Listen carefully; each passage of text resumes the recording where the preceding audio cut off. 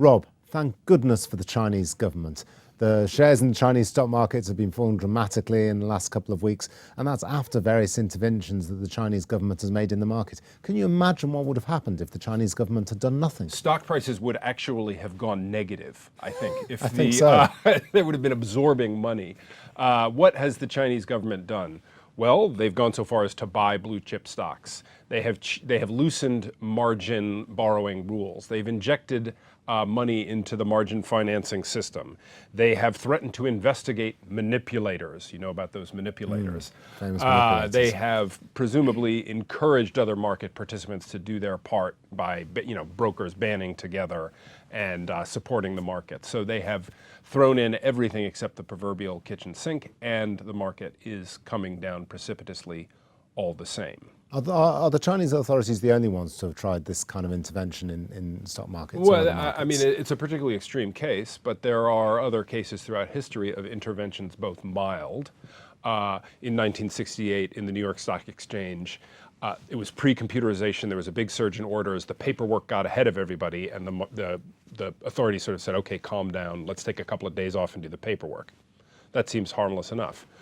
At the other extreme, you have examples like in Latin American countries like Mexico, the government has forced pension plans to buy Mexican rather than foreign assets, which seems like an extreme version of manipulation. So the Chinese are not the first. It is quite widespread. And what would the Lex view be on this? Lex is very much in favour of free markets. Does Lex like this kind of intervention? I'll give you a qualified no.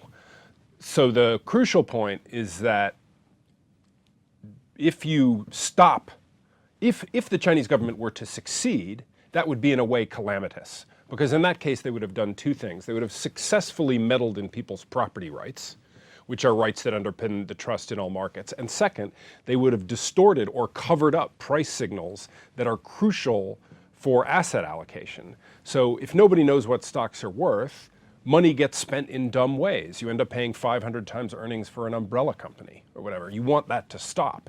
So the bad outcome would be if the Chinese intervention actually succeeded. But where does one draw the line with this? How about QE and central bank intervention in markets? Is that not just another form of authorities intervening to produce their own policy outcome that they favour? I would put the question slightly differently, which is there are cases of justified intervention and there are cases of unjustified intervention. And where does QE fall? So I would say there is a case to be made for having, for example, the Greek stock market closed this week.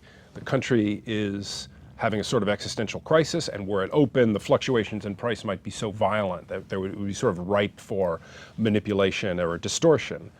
Is QE a case like that, where demand has been distorted by extraordinary events and it's worthwhile to intervene? I think it's actually very hard to say. Are we storing up trouble in QE? Are we setting up a more violent decline in asset prices? Are we undermining trust in the markets?